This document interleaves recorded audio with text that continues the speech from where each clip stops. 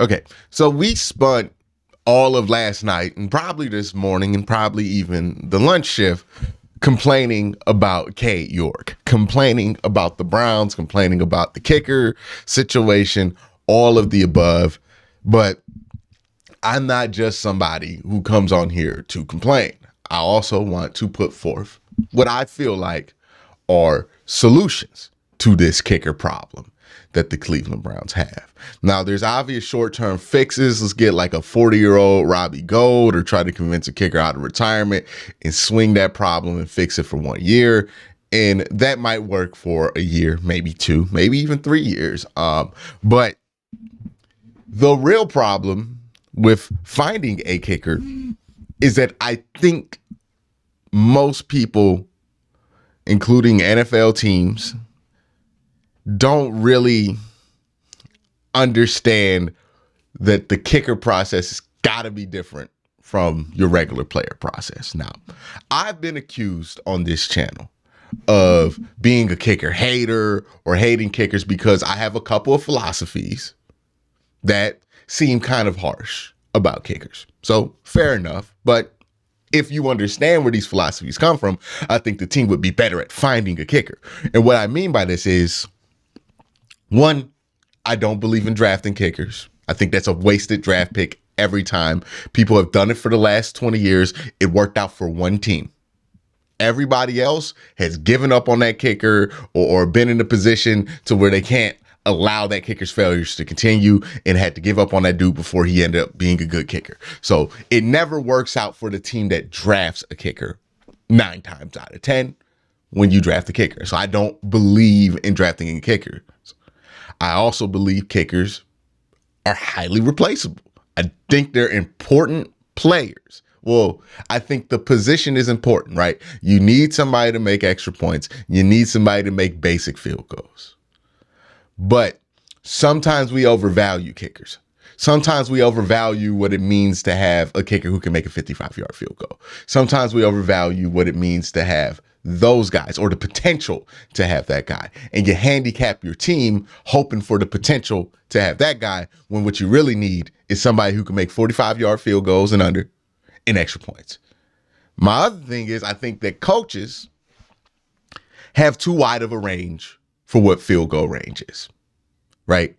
And I think fans fall into having this problem too, because so many people think that the second you cross a 40-yard line in opponent territory, you're in field goal range. You're not. You have a chance to kind of make a field goal, but it's not field goal range. Field goal range is under 45 yards. If the total field goal can be under 45 yards, which means you are at least the 25, maybe the furthest the 30, depending on how far back your kicker likes to kick the ball. That's field goal range. There's like very small slices of the field where the kicker should have to come on and kick.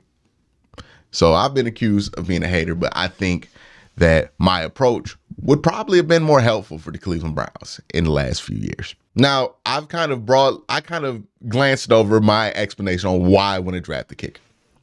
Here's why I think it's not a good strategy. There's a lot of reasons, but here's why I think. One, we are not good enough at evaluating kickers to think that we can draft them reliably. Think about all the work that goes into drafting your team's right tackle or left tackle. Think about all the work that goes into your team drafting an edge rusher or a quarterback, right? We got specific drills. We got all these tests. We got interview questions. We got this, that, the third. We got a million processes for those positions. Wide receiver, we got a million processes, a million tests at the combine for those guys. Linebackers, running backs, we got tests. What do we really have for kickers? What's the process? What drill does the kicker do at the combine? What drill does the kicker do at a pro day? What, do they kick in their team's facility? That's pretty much it. That's all the pre-draft process is for a kicker.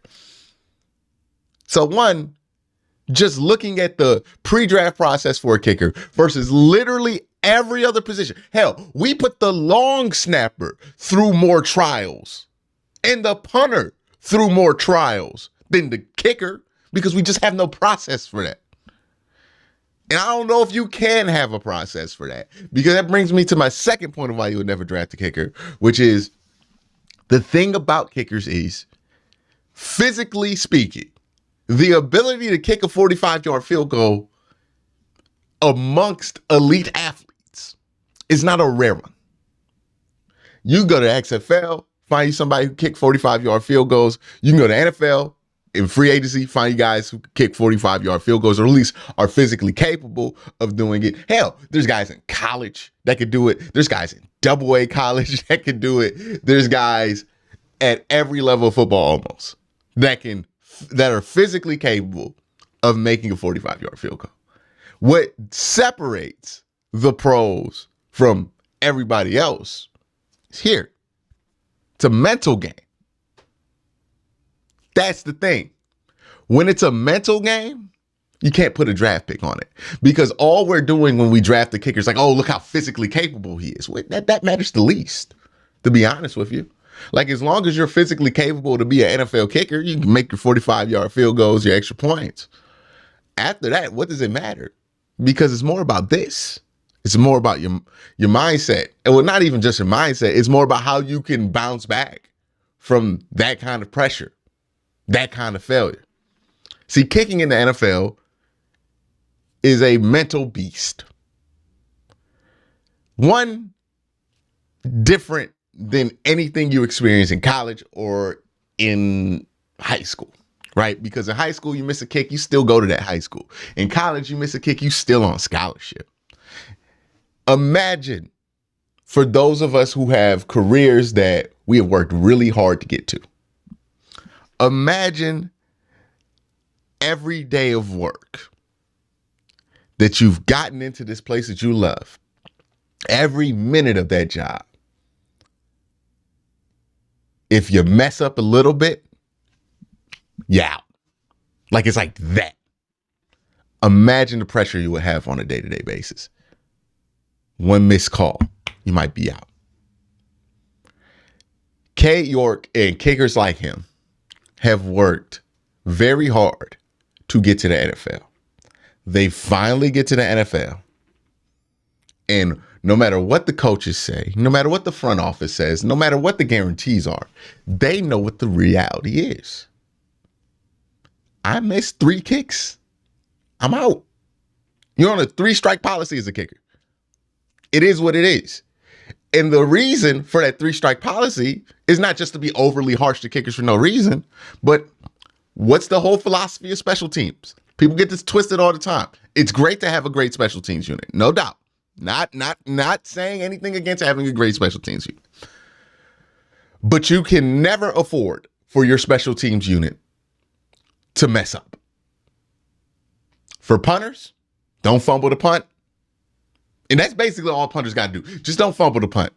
Punt returners, kick returners, don't muff the punt. Don't cost us field position by making dumb decisions with fair catches. For kickers, don't miss too many field goals. And the thing is, that's the part of this special teams that has the most pressure. So how do you find a kicker? How do you have a process when the process is that pressure filled? There's no way to alleviate the pressure, right? You can say you want to alleviate it, but the realities of football is, hey, special teams, there's really no room for you to be out here growing, right? People will sit through a quarterback in his growing pains. People will sit through the growing pains of a wide receiver. People will sit through the growing pains of an offensive lineman, only but so long. We don't really have that long of a leash for offensive linemen, to be honest. Like, we don't have that much patience. Defensive players, all of that, people will sit here and be patient. But nobody has patience for a kicker who misses kicks, because your mess ups cost points. A wide receiver mess up, run the wrong route. You don't get a first down. Okay, whatever. Quarterback messes up, throws an interception. That's part of trying to find a quarterback. A kicker misses a field goal that he should make. Well, that might cost us a game. It's just harsher. So how do you find a kicker in that environment? My philosophy has always been, just bring a bunch of them in. Bring like 3-4 of them in. Whoever makes the most kicks, you keep them. You keep one on the practice squad. And, you know, if that dude start missing kicks, swap him out for the dude on the practice squad. I don't understand. I think there should always be a kicker on the practice squad, one. The second your main kicker starts slumping, you should swap him out. Swap him out. See no reason not to. I think so many of us want the kicker to be franchise quarterbacks. And when we're talking about Cleveland Browns fans specifically, so many of us are wrapped up in the memories of Phil Dawson because that was one of the only bright spots in a very mediocre period for this team. But your kicker should never feel like your franchise. And if your kicker does feel like your franchise sucks. That's the truth of it. We can make all the jokes about Justin Tucker we want. That's not the franchise. Lamar Jackson's the franchise. That's why he got the most money. So many of us want that reality, though. We want that dream. And we don't realize that that dream is just not real. If you want to find a kicker, you just got to bring a bunch of them in and then go with the person who has the least amount of pressure. Because right now, well, they'll go with the person that can deal with the pressure the best. Because right now, the Browns are in a bad situation with kicker. They invested far too much in this dude. Far too much. So now when it looks very obvious that he's going to be shaky, and maybe he turns it around. Maybe he has a good career here. Maybe he has a good career elsewhere. But right now, it looks too shaky. Nobody in the city trusts him. Nobody on the team trusts him. And I don't know how many kicks in a row he has to make before anybody trusts him again. Because we just seen him miss too many kicks at this point. Like, he just probably needs to go somewhere else. But you spun a 4th-round pick on him. And I bet Andrew Berry feels obligated to keep him at least 3 years. But again, Anthony Schwartz, if he can't play wide receiver and you give him extra time, it don't matter. He's just not going to play. Kay York, if you're trying to work through the kinks, he's got to go out there and kick. And that can cost you an extra point. That can cost you 3 points before halftime. That can cost you a lead.